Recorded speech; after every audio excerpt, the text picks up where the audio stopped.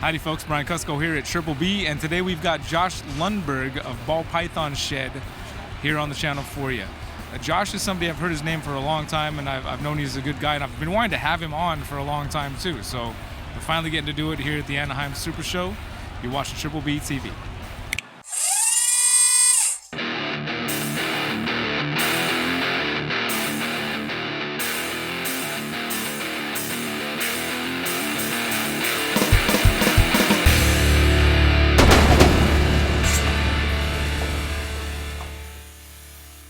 Dude, so a lot of people, I feel like a lot of people know you as Josh Jacki. That's but correct. I am aware enough, at least, to know that Jacki is your wife's name. That is correct. Jacki is the wife, yep. So it's kind of a similar thing. There's only one other person I know of that this kind of thing happens with, and that's Marcus Jane. That's correct. And that's the example I give to everybody. Yeah, so they, at least helps them catch on to that. Yeah. But it was in the very beginning, we couldn't do the and sign between the Facebook with Josh and Jacki. So we just combined it together, and it's just become catchy, and everybody says people know it. Even Jimmy's like, you see Josh Jacki? I was like, I know he knows that your last name's not Jacki. Oh, even some of my closest friends know my last name. They still Josh Jacki, and I'm totally okay with it because it's just the way it is right now. Yeah, and it rolls nice. The double J, like it's alliterative. It works out like that. Yeah.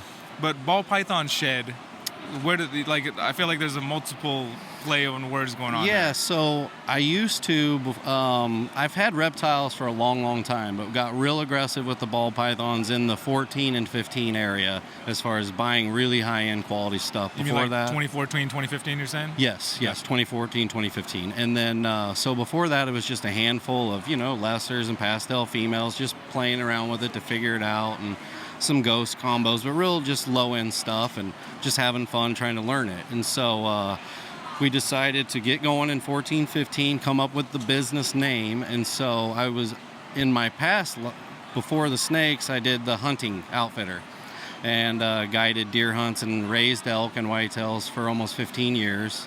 I was really involved in the industry there. I was vice president of North American Elk Breeders Association for 4 years. Yeah, so I was really involved in all that. And so over those 3 or 4 years of really investing heavy through there, I used that money, the whitetails and the elk, to pay for the snake business to really grow. So we just incorporated the antlers into the logos, just representing what got us here today. Yeah. Cool. And then for me, it has a double entendre where it's like ball python shed, meaning the shed horns, of course, but then it's also like it could be a shed where you keep your ball pythons in. Yeah. Total double meaning. Yeah. I like it. So, and everybody really likes the logo, it's different, totally different, so. And you've got a lot of, I feel like you got a pretty common respect. Like everybody I know that knows of you, always speaks well of you. I appreciate that. Yeah. I've never heard and that's good to hear from you too. I appreciate that. Yeah. I mean, I'm really trying to have fun with this. It's just one of those businesses. Seems like we can, everybody, we can all still have the same animals, but it's not really like a competition thing with a lot of the people I hang out with. We can all, it's a lot of times I'll help them sell their animals if that's what it takes. And so, I'm having fun with it, really enjoying it. Yeah. That's the right attitude, man. That must be why your reputation precedes you as far as this is a good dude. How long have you been into, when did you get into reptiles? What got you into reptiles? So I probably bought my first ball pythons when I was 12 and 13 and 14. Of course, they were just normals.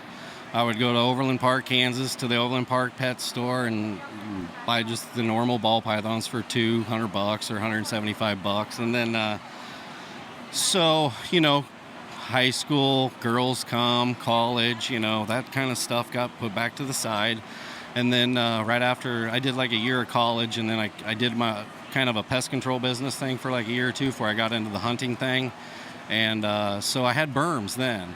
I bought some Burmese, had some albino berms, and I was kind of doing that. And then I had to get rid of them because of a move. And so it's just kind of like a reincarnation of it all, come back, and I would say probably 11 and 12 was when we really started getting ball pythons for the most part. So I would, 10 years roughly. Gotcha. Yeah. Cool, man. And it's, like you said, everybody has been real supportive and, treats me good. So yeah. Yeah, it's awesome. I think if you just put that out there, if you're that way, it just kind of comes back tenfold. I've seen that time and time again in this hobby industry, whatever you want to call it. people that are just doing good things. You've seen it. We're both witnesses to see the amazing things that happen between people in this hobby. Yeah. You know, and it's like the business has been so good to me. That's why, like, you know, we did the Texas Relief Fund and stuff. It's like, you know, we got to do what we got to do to give back too. So, you know, it's fun. The whole thing has just been a blast. Yeah. It's killer, man. Yeah. Well, I know you got a whole host of snakes over there, dude. We got to take a look at. Let's take a look at a few here.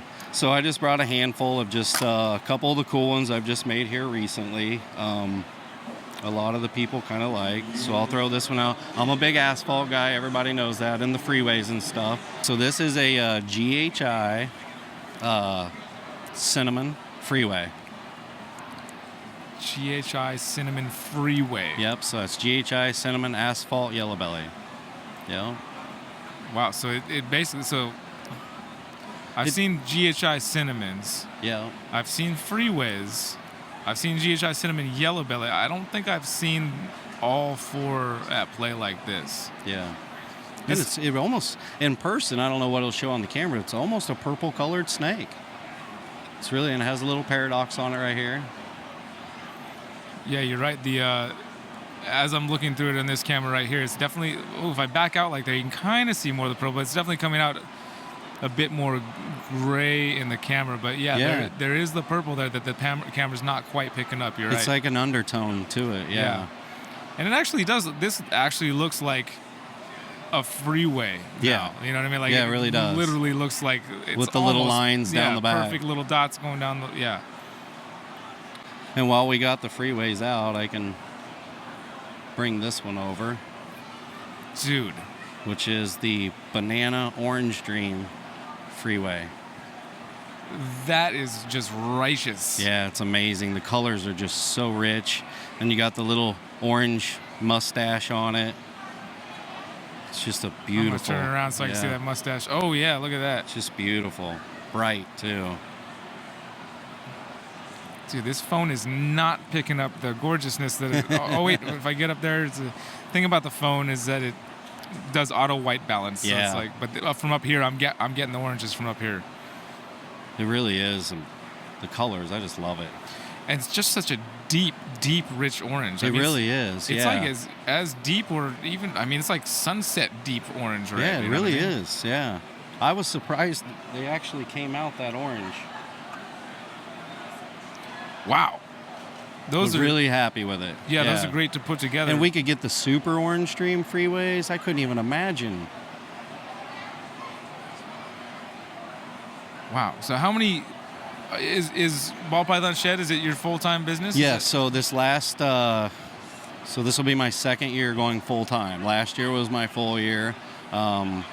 We pretty much got away from all the livestock stuff that we were doing and just doing this now. So yeah. Awesome, man. Up to, you know, a few hundred breeder females now. So it allowed me to do it. Yeah. Yeah. Yeah. That's cool, man. I feel like lots of people aspire to go full time with. I mean, they do. They really do. Yeah. I mean, yeah. And to actually do it, it's a big jump, I think. It really is, yeah. And it's almost a scary jump sometimes because you just don't know how it's all going to work out. But it's worked out fantastic, really. The business is good, yeah.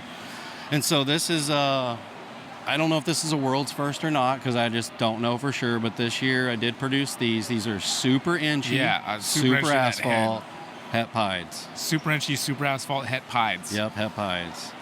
Yeah, that head is just incredible. This is one of my favorite things about super inchy is just when those eye stripes wrap all the way around the back of the head and you just got that. It's amazing. Yeah. It's just such an impressive look at it. It just accentuates their head in such a cool way. Yeah, and they just such vibrant colors to them. He's got a lot going on here. So obviously the inchy thrown in, it's the banding going all the way across the back. Or going all the way down the back, those bands, and then the head. That graveling in the sides is super wicked. Yeah. And it almost has some orange flaming into it. Oh, not almost. There's like... It's there. It's way there. Yeah, I'm zooming right in on all those. There's nothing but flames going all the way up the sides. And the belly is really even pretty cool itself, just for that straight yellow line down the sides.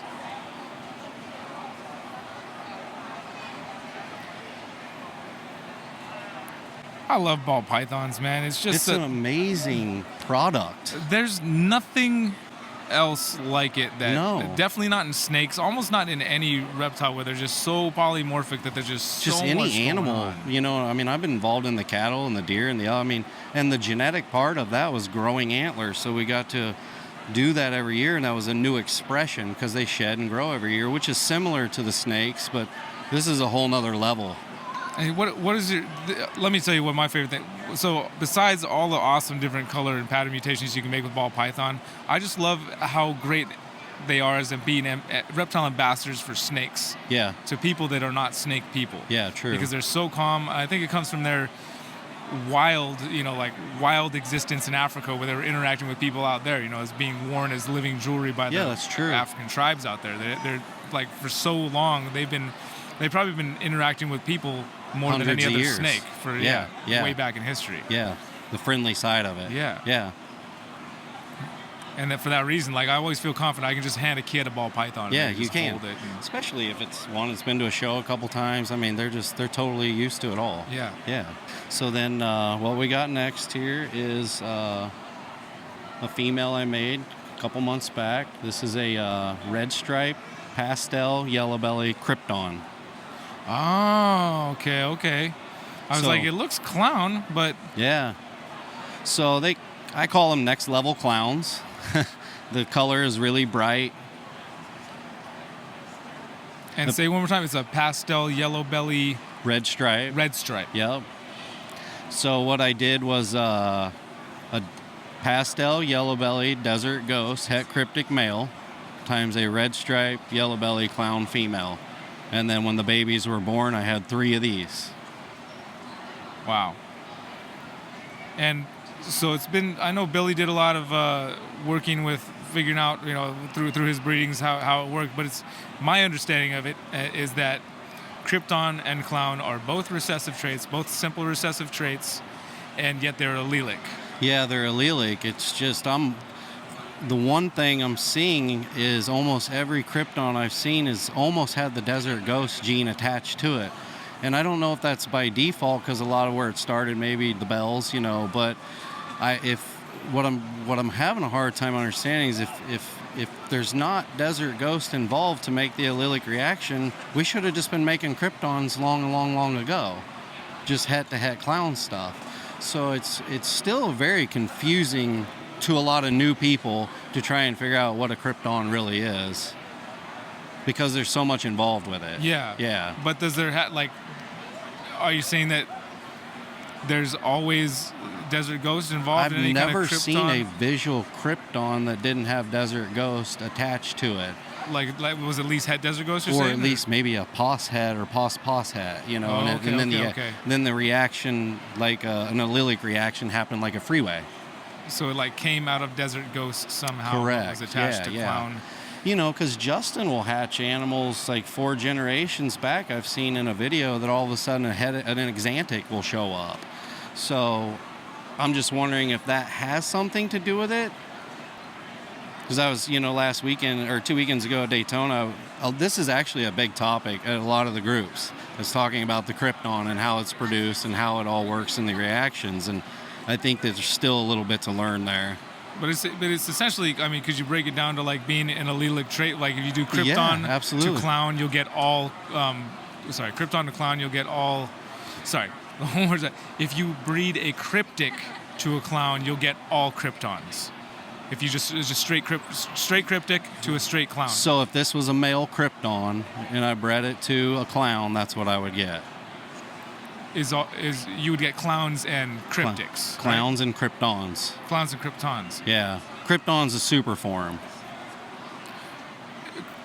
Krypton is the allelic combo of clown and cryptic. Exactly. So it's het cryptic, het clown is a krypton. Yes. Right. Yep. So if you took a cryptic male and bred him to a clown female, they'd all be kryptons. Yes. Yes. Okay. Yes. Yep. Just making sure that I've got Yeah. under my. No, everybody, because sometimes it gets confusing. Yeah. Well, it was. You know what I think confuses a lot of people is when we start throwing all the names in there, all the hobby side of the names. If you just break it out to simple Mendelian genetics, and it's like, oh yeah, it's heterozygous. Well, it's almost like they should have just called it a cryptic or a krypton and het for one or the other, because it's like, you know, there's clowns and there's het clowns. It's not het bozo clowns. You know what I mean? So it's good. That's where it confuses everybody. Right. Yeah. Right. All the different little hobby names and stuff. Right. Yeah. Which again, there's a lot. It's an amazing gene, though. I mean, to add with the clowns, it's just amazing. It certainly looks different than a clown. Yes. Especially looking at this animal right here. For sure. It wants to take on the head, but then it's just not quite there. And the color contrast, I think, is real strong. Yes. Very. I would have thought there was spot nose in this. Did we lose a snake? Oh, I got her. Okay, thank you. They don't go too far too fast. That's the nice thing about That's Python. awesome. If that was a corn snake, see you later. That's funny. But yeah, I'm really enjoying it. You know, I made some of these new combos this year and finally getting to see them personally, and we'll see what the future holds with them. Awesome, man. Yeah. Well, I appreciate you taking some time for your booth to come over and do this, man. Thank you. Is how I always do this with people. Thank you. Yeah, thank you for everything you've done in the industry, too. You know? Man, I'm just trying, I feel like we're on the same wavelength. Yeah, of like, we just are. want everything to be good with everything and sure. everybody, yeah. I'm always there to help if that's what it takes. Is there anything you want to say to the folks at all before? You know, I don't. We probably said it already, huh? Yeah. All right, fair enough. You happy with that? Oh, 100%. Awesome. 100%. Thank you guys for watching. Definitely a good guy. I'll put a link in the description for all the stuff where you can find Josh's animals that he's producing, and just find him on social media. Go reach out to him, hit him up, let him know how everything's going. Let him know that you enjoyed this interview. If you wouldn't mind, please, I'd appreciate it. And you know, you guys take care of yourselves and take care of each other, and we'll see you on the next episode of Triple B TV. Bye.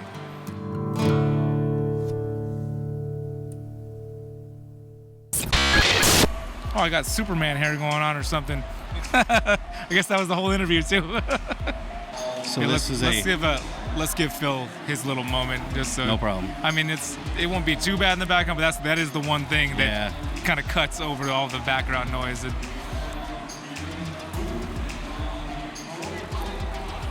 If we finally sat down and that audio recorder didn't work just now, that would suck, right? It would suck. Yeah. It would suck. I don't know what I wouldn't like read into it too deeply. I just like. It's just We've been trying to do this. Exactly. And We're trying to do this, and then the audio recorder doesn't work. Yeah. I mean, come on. It can't happen like that. Yeah. Every now and then, I forget to turn the recorder on, or I forget to hit record on a camera. Yeah. Start over. Yeah. Yeah. You never want to start over, though. No. Thank you. All right, brother. Yeah, I'm glad we finally got to do that, man. Thank you. Appreciate it. Howdy, folks. Brian Cusco here at Triple B, and today we've got Josh Lundgren. Oh, my God. I've been calling him Josh Jacki so long, I'm sure that his last name is... No, there's no way to really look it up because it's Josh Jacki on Facebook. This is hilarious. It's Josh Lundgren, and I know that, like, in my head, but now I'm second-guessing myself. Why am I doing that? Don't do that to yourself, Cusco. I bet there's no way to look up his actual real last name online either. Watch this. Ball Python Shed is owned by Josh and Jacki Lundgren. I knew I had it right. No, I said Lundgren, didn't I? Lundberg. See, I'm so glad I looked it up. I knew it was Lund something. Trying to fool me. Howdy, folks. Brian Cusco here at Triple B.